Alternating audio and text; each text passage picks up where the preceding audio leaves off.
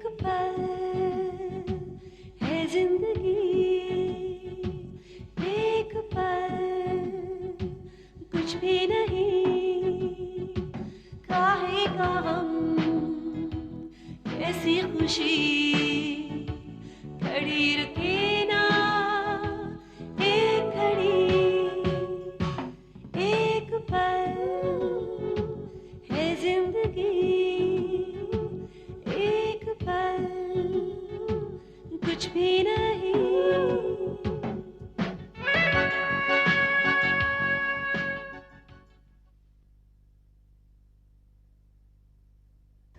करण मेरा एक ही बेटा है, ऋषभ मल्होत्रा। तो फिर आप यहाँ आई क्यों हैं? सिर्फ ये जताने के लिए कि मैं अनाथ हूँ? तू कहाँ अनाथ है? तेरा नाथ तो भद्रा ग्रुप ऑफ इंडस्ट्रीज है। देख करण, तुझे सारी दुनिया या ऊपर वाला भी माफ कर दे, मैं तुझे कभी माफ नहीं करूंगी। आप लोगों की शादी कैंसिल हो गई, इसका तो मुझे भी बहुत बुरा लगा, और मुझसे भी ज्यादा तो रिया को बुरा लगा। तुम्हारी बातें सुनकर मुझे ऐसा लगता है जैसे ये सिल्वर एस्टेट का केस लड़कर तुम मुझ पर कोई एहसान कर रही हो। क्या मैं मल्होत्रा परिवार का हिस्सा नहीं हूँ? हाँ, सुनने में शायद मेरी बात ऐसी लगी हो, लेकिन मेरा कहने का मतलब वो नहीं था। ये पिस्टल कुछ अलग है। हाँ, पुलिस वाले से कहाँ छिपता है साहब, ये तो यही चोरों को डराने के लिए रखी है हमने। क्या मैं जान सकता हूँ ये पिस्टल आपने ली कहाँ से? खिलौने की दुकान से खरीदी है। अरे पिछले 25 साल में मुझे मेरी माँ कहीं नजर नहीं आई, 2 मिनट में तुम्हें मेरी माँ नजर आ गई। So just please go and get your eyes checked. देखो रजत, ऐसे रिश्ते ठुकराया नहीं करते। नीतू, इस बच्चे का बाप कौन है? जब वक्त आएगा मैं तुम्हें बता दूंगी, लेकिन प्लीज तुम ये बात ना मम्मी को ना किसी और को बताना। मैं चलती हूँ।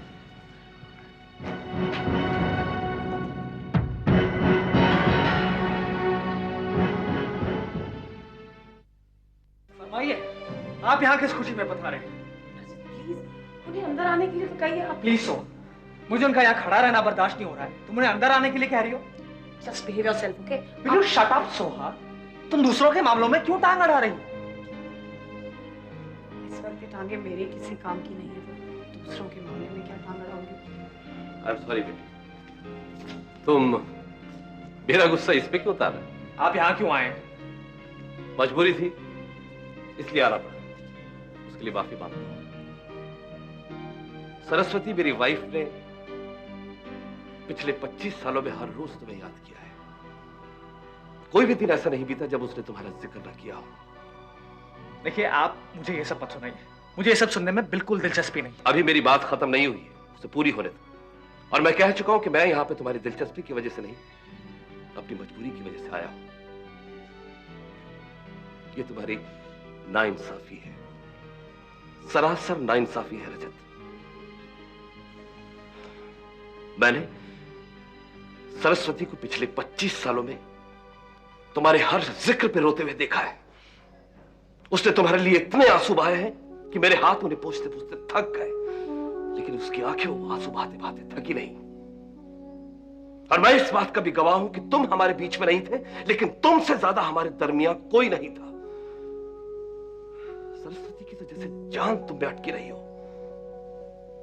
हमारी जिंदगी का सबसे बड़ा दुख सिर्फ यही था। आप मुझे ये सब क्यों सुना रहे हैं? यह जाहिर करने के लिए कि आमतौर से किसी मां का अपने बेटे से इतना लगाव नहीं होता जितना सरस्वती का तुम्हारे प्रति रहा है। और इस बात का सबूत है मेरे पास। कैसा सबूत? तुम्हारी नफरत की वजह से उसे इतना बड़ा सदमा लगा है कि वो बीमार हो गई। ट्रीटमेंट चल रहा है, लेकिन सदमे की वजह से वो अपने होश आवाज तक खो बैठी है। मेरी तुमसे इतनी सी गुजारिश है कि सरस्वती का बेटा नहीं, बतौर इंसानियत कि तुम उससे एक बार मिल लो, तो शायद उसकी तबीयत संभल जाए। हो सके तो एक बार उससे मिल लो बेटा। बस यही कहकर मैं तुमसे यहां आया था। ये मेरा विजिटिंग कार्ड है।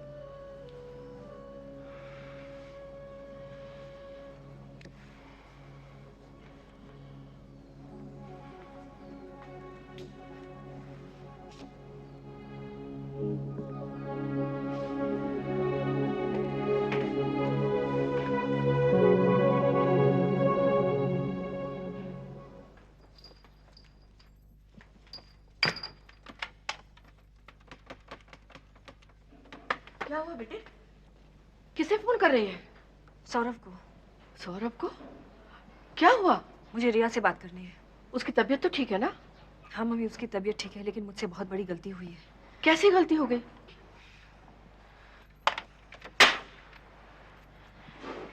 हम बड़े लोग अपने फैसले ले ही लेते हैं, लेकिन परवाह ही नहीं करते कि उनका असर बच्चों पर क्या होगा। अब शादी कैंसिल कर दी, लेकिन सोचा तक नहीं कि बच्चों पर क्या बीतेगी। दिमाग में नहीं आया। Damn it! बच्चे तेरी शादी से बहुत खुश थे। सौरभ की और तेरी शादी का इंतजार कर रहे थे। शादी के बाद कौन कैसा रहेगा, कौन से कमरे में रहेगा, क्या क्या गेम्स खेलेंगे वो लोग, सारा प्रोग्राम बना लिया था। अब शादी कैंसिल हो गई तो उसका सबसे ज्यादा दुख रिया को हो रहा है। अब वो अपने आप को और ज्यादा अकेला महसूस कर रही है। और दूसरी तरफ रानी सोनू को सामने बिठाकर शादी का मजाक बना रहा है। इस रोनी नाम के मर्ज की तो कोई दवा ही नहीं है। अब सोनू तो रोनी को बर्दाश्त कर लेगा, लेकिन मुझे सबसे ज्यादा चिंता हो रही है रिया की। जब सोनू ने मुझे बताया तो मेरा जी भर आया। मुझे लगता है फोन करने से अच्छा होगा कि तू खुद चली जा और रिया से बात कर। मैं चाहती हूँ तेरे और रिया का रिश्ता पहले जैसा हो जाए। जी मम्मी। सुनीता! वो नहीं है, चली गई है। चली गई? कहाँ? उसका पति आया था, उसे मना कर ले गया है। मैं जानती थी कि यही होगा। वो भागकर यहाँ चली आएगी और वो यहाँ आकर उसे ब्लैकमेल करके ले जाएगा वापस। कुछ दिनों बाद वो फिर से उसकी दुर्दशा करना शुरू करेगा। हो सकता है उसकी अब अकल ठिकाने आ गई हो। भगवान करेगी ऐसा, लेकिन मुझे नहीं लगता कि ऐसा होगा, क्योंकि वो आदमी है ही घटिया। खैर, कुछ दिनों बाद मैं खुद जाकर सुनीता की हालत का पता लगाऊंगी।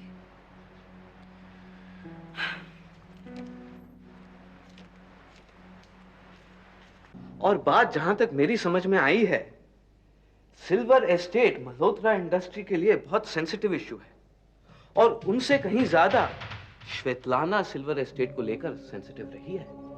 क्योंकि केशव मल्होत्रा ने भले ही श्वेतलाना के साथ शादी ना की हो, मगर उसे पब्लिकली सिल्वर एस्टेट में लाकर उन्होंने श्वेतलाना को वाइफ की पोजीशन दी थी। यह रंजना देवी को मंजूर नहीं था, और इसीलिए केशव मल्होत्रा की मौत होते ही मल्होत्रा इंडस्ट्री ने पूरी कोशिश की श्वेतलाना को सिल्वर एस्टेट से निकालने की।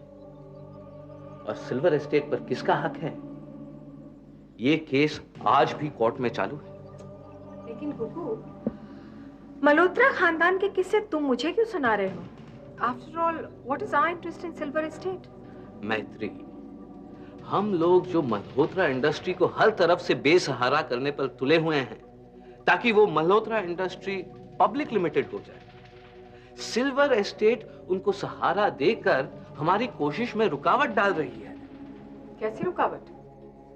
मेधा के कहने पर वो लोग सिल्वर एस्टेट, जो कि बॉम्बे की बड़ी हॉट प्रॉपर्टी है, उसे बेचकर पैसा जुटाने की तैयारी कर रहे हैं। लेकिन हम उन्हें इस काम से कैसे रोक सकते हैं? हम नहीं रोक सकते हैं, मगर श्वेतलाना रोक सकती है, क्योंकि श्वेतलाना और मल्होत्रा इंडस्ट्री के बीच का कोर्ट केस 2 साल से जारी है। लेकिन कुकू, मुझे नहीं लगता कि श्वेतलाना इस वक्त सिल्वर एस्टेट में कोई इंटरेस्ट लेगी। अरे, श्वेतलाना को सिल्वर एस्टेट से जो 2 साल पुराना प्यार और लगाव था, यही दोबारा जग जाए। हमें तो यही चाहिए। तुम ये कह रहे हो कि अगर श्वेतलाना सिल्वर एस्टेट में इंटरेस्ट लेना शुरू कर दे तो मल्होत्रास के लिए उसे बेचना मुश्किल हो जाएगा, राइट? तुम बात बिल्कुल समझ गई मैत्री। तुम अब श्वेतलाना को अपना टारगेट बना लो। देखो, मुझे लगता है कि तुम्हें इस काम के लिए मुझे या किसी और औरत को नहीं भेजना चाहिए। जैसे कि मेरा और महेन का इक्वेशन बन गया है, उसी तरह अगर करण जैसा कोई आदमी जाकर श्वेतलाना को ये बात समझाए तो मुझे लगता है कि उसे ये बात आसानी से समझ में आएगी। तुम बिल्कुल ठीक कह रही हो मैत्री, ये बात तो मुझे सूझी ही नहीं। करण को ये काम सौंपा जाए, पर पहले करण के पुराने गिले शिकवे मिटाने पड़ेंगे।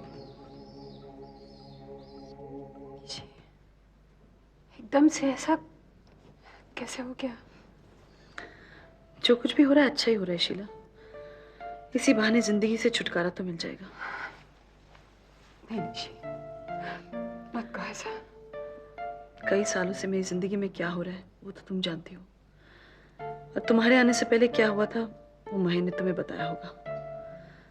ऐसा कोई लगाव भी नहीं है मुझे जिंदगी से कि अगर वो छूटे तो बुरा लगे। ऐसे कैसे छूट जाएगी जिंदगी? अभी बहुत उम्र बाकी है तुम्हारी, और देख लेना जिंदगी से लगाव भी हो जाएगा तुम्हें। लेकिन मुझे तुमसे एक शिकायत है निशी, तुमने इन सब के बारे में हमें कुछ नहीं बताया। वो तो रितु से मुलाकात हुई, उसने मुझे सब कुछ बताया। दरअसल मैंने रितु, नीतू और राजीव को मना किया था किसी को बताने से।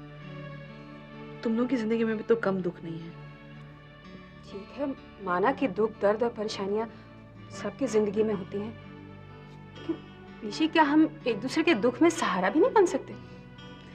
नहीं शीला, मेरी हालत में इंसान सिर्फ मुझ पर तरस या हमदर्दी कर सकता है, सहारा नहीं बन सकता। ये सब मुझे अपने आप ही भुगतना होगा। ऐसी बात नहीं है निशी। अच्छा, तुम्हारी तो अभी बायोप्सी की रिपोर्ट आनी बाकी है ना? हाँ, आनी तो है, लेकिन रिपोर्ट क्या होने वाला है मुझे अच्छी तरह मालूम है। खैर, मेरी बात छोड़ो, मैं अपने बारे में बात कर करके थक गई हूँ। तुम बताओ, तुम कैसी हो? सब ठीक है। शीला, क्या हो गया? तुम कह रही हो सब ठीक है, लेकिन तुम्हारी आवाज में तो बहुत मायूसी है। नहीं, ऐसी कोई बात नहीं है। तुम्हारे चेहरे पर तो खुशी का नामो निशान तक नहीं है। क्या बात है शीला, तुम महेन के साथ खुश तो हो ना?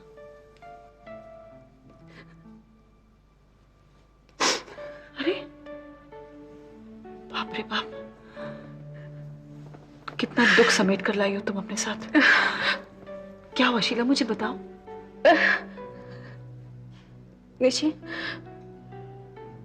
आज मैं समझ सकती हूँ कि जब मैं महेन की जिंदगी में दाखिल हुई थी, उस वक्त तुम पर क्या गुजरती रही होगी।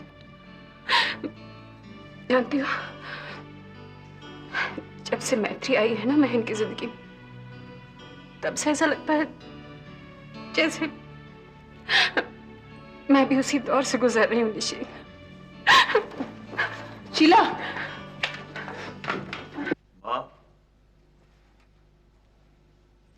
माँ, हेलो। इस घर में तुम्हारा कोई भी नहीं है, ना ये घर और ना ही इस घर में रहने वाले तुमसे कोई ताल्लुक रखना चाहते हैं। माँ, एक ही एक बात अब हर बार मत दोहराइए। मैंने तुमसे कोई बात नहीं करनी, करण तुम जाओ। मैं चला जाऊंगा यहाँ से, यहाँ रहने के लिए नहीं आया हूँ। मुझे सिर्फ एक बार बता दीजिए कि उस रिवॉल्वर की आपको क्या जरूरत पड़ गई थी? जब तुम्हारा हमारा कोई लेना देना नहीं है तो तुम मुझसे ये बेकार सवाल क्यों कर रहे हो? आप मत रखिए मुझसे, आप कुछ लेना देना मत रखिए, लेकिन आपको मेरे सवाल का जवाब देना होगा। उस रिवॉल्वर की आपको क्या जरूरत पड़ गई थी? आपको क्या सूझी, क्या वजह थी? तुम सवाल पे सवाल क्यों करे जा रहे हो?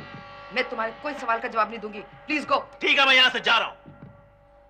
आज तक आप हमेशा मुझसे ताल्लुक तोड़ते रही, आज मैं यहाँ सारे रिश्ते खत्म करता हूँ। आज के बाद आपके सामने कभी नहीं आऊंगा। तुझे क्या पड़ी है? और तू क्यों जानना चाहता मैंने उस पिस्तौल का क्या किया है? मैं आपके साथ कोई साजिश नहीं कर रहा हूँ। मुझे सिर्फ एक बार ये इत्मीनान हो जाए कि आप परेशानी में नहीं हैं, आपको कोई तकलीफ नहीं है, मैं यहाँ से चला जाऊंगा। मैंने वो पिस्तौल लोहार को गलाने के लिए दे दी है। क्या? पुलिस को उस पिस्तौल की जरूरत थी, तलाश थी, जिससे ताऊजी का खून हुआ है। मैंने लोहार को दे दी ताकि उसका नाम और निशान तक पड़ जाए। एक बार ये हरकत करने से पहले आप मुझसे और ऋषभ से सलाह तो कर लेती। इस मामले में अपना दिमाग चलाने की आपको क्या जरूरत थी? आप किसी से पूछ नहीं सकती थी। तो गॉड सेक्स, मैंने क्या गलत किया है? जो गलती होनी थी वो अब तक हो चुकी माँ। अब तक आप शायद पुलिस के चंगुल में फंस चुकी हो।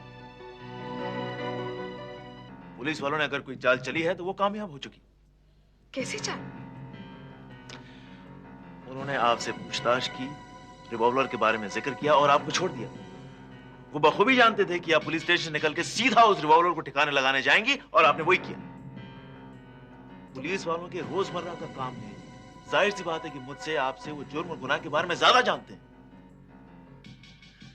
तुम्हारे कहने का मतलब ये है कि वो उन्होंने आपका पीछा किया होगा। पुलिस स्टेशन से निकल के आप कहां कहां गई है वो सब जानते होंगे। यानी कि जो पुलिस इंस्पेक्टर तुम्हारे घर आया वो था आपका पीछा करते हुए आया था। वरना अगर हम उन लोगों पर एहसान करें तब भी हमें उनके पास जाना पड़ता है। वो कभी गए हैं किसी के यहाँ आज तक? उस वक्त अगर आपने मुझे जरा सी भी हिंट दी होती तो मैं उनकी तहकीकात का रुख बदल देता। मुझे उस वक्त शक भी हुआ था, लेकिन इसका मतलब तो ये हुआ ना कि मेरे पीछे आकर उन्होंने लोहार की दुकान देख ली। लोहार से आपकी क्या बात हुई थी? पहले तो उसे इनकार कर दिया था, कह रहा था कि ये गैर कानूनी है। जब मैंने उसे थोड़ी सी लालच दी तो राजी हो गया। पता नहीं वो मुंह खोलेगा या नहीं। नहीं, मुझे नहीं लगता वो मुंह खोलेगा। पुलिस वालों को मुंह खुलवाना आता है मां। और फिर आपसे या मुझसे पूछताछ करते हैं तो बात अलग होती है। गरीब तबके के आदमी से पूछताछ करते हैं तो फर्क पड़ जाता है। अब तक तो उसे उठा के कहीं ले गए होंगे और पूछताछ शुरू कर दी होगी। इसका मतलब तो ये हुआ ना कि मेरा बचना नामुमकिन हो गया। रुकिए,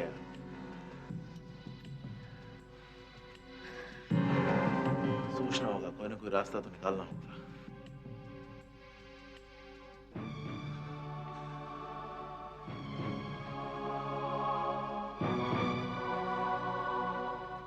ये आदमी यहां क्या कर रहा है?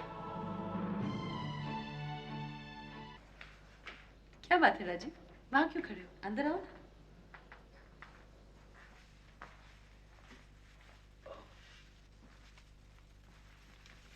Thank you. अरे ऐसे क्यों देख रहे हो? बाबूजी की रिपोर्ट आ गई?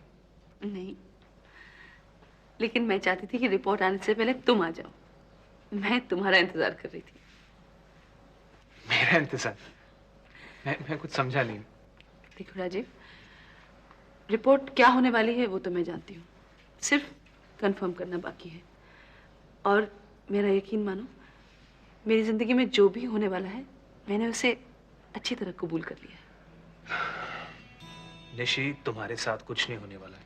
बेकार का वहम पालकर उसे कबूल करने की कोई जरूरत नहीं है। ओके, अब छोड़ो ना, बहस मत करो इस बात पर। बहुत बहस हो चुकी। मुझे तुमसे कुछ और बात करनी है। क्या? राजीव, जिंदगी के भागदौड़ में मुझे सोचने का मौका नहीं मिला। 3-4 दिन से यहाँ हूं ना, तो मैंने बहुत सोचा। अपनी तमाम जिंदगी की यादों को मैंने अपने दिमाग में फिर से दोहराया। तो पता है क्या हुआ? सारे किरदारों में से तुम्हें सबसे ज्यादा मार्क्स मिले। तुमने फिर से बेमतलब की बातें शुरू कर दी निशी। नहीं राजीव, मैं सच कह रही हूँ। सारे किरदारों में तुम सबसे अहम हो। Will you please stop this, Nishi, please? Please मुझे कहने दो। पता नहीं आगे की जिंदगी का क्या रूप होगा। बड़ी मुश्किल से मैं हिम्मत जुटा पाई हूँ। मुझे कुछ नहीं सुनना निशी। लेकिन मुझे कहना है। नो, मुझे कुछ नहीं सुनना। तुम्हें सुनना पड़ेगा। राजीव, मेरी जिंदगी में तुमने मुझे बहुत सहारा दिया। किसी ने मुझे इतना सहारा नहीं दिया, ना मेरे माँ बाप, भाई बहन और किसी रिश्तेदार ने नहीं। मैं जानती हूँ तुम मुझसे बहुत प्यार करते हो और मैंने तुम्हारे प्यार के साथ बहुत नाइंसाफी की है। आज मैं तुम्हारे प्यार के साथ इंसाफ करना चाहती हूँ। ये मेरी दिली तमन्ना है। आई लव यू राजीव, और मैं तुमसे शादी। मिसेस निशी, आपकी बायोप्सी की रिपोर्ट आ गई है।